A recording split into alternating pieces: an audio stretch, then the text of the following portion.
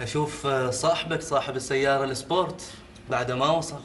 ولا تذكرني عدول، بصراحة خاطري مثل هذه السيارة نعم مال مهند، وأقرز فيها قراز في شارع الحب وسابق كل السيارات.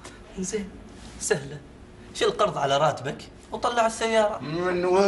من وين أطر راسك بهالسكين ذي؟ من وين؟ هذه السيارة مستخدمة مال مهند ب 25,000، من وين أجيب؟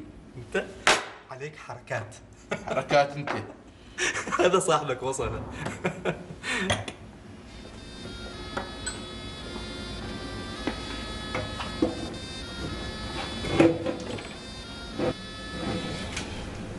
ايش فيك؟ طوف ياسين سلم. السلام عليكم. ابوي انت ما تعرف ايش الورطه اللي انا متورط فيها اليوم. خير، ايش صاير؟ خير؟ سيارتي اختربت، راحت علي الماكينه. اتصلت واحد من ربع، لما جاء شافها قال لي لازم تغير الماكينه بالكامل. وابوي رحت فيها مهند. ماكينة مالك اقل شيء يوم ماشي 7 مال 10,000، من وين بتجيبهن؟ من وين اجيبهم بعد يا وليد؟ خلها على الله. قلنا لك السيارة غالية وقطع غيارها أغلى، لكنك ما تسمع الكلام. يا عادل اللي فيني كافيني، خلني. اسمعني مهند، واللي يصلح سيارتك ببلاش شو بتعطى؟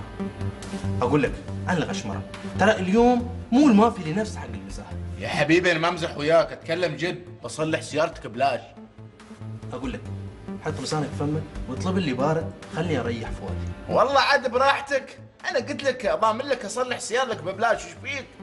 وليد انت تسكت ولا اروح عنكم؟ اجلس، يمكن عندك كلمة زينة، اسمع شوي. تكلم، قول.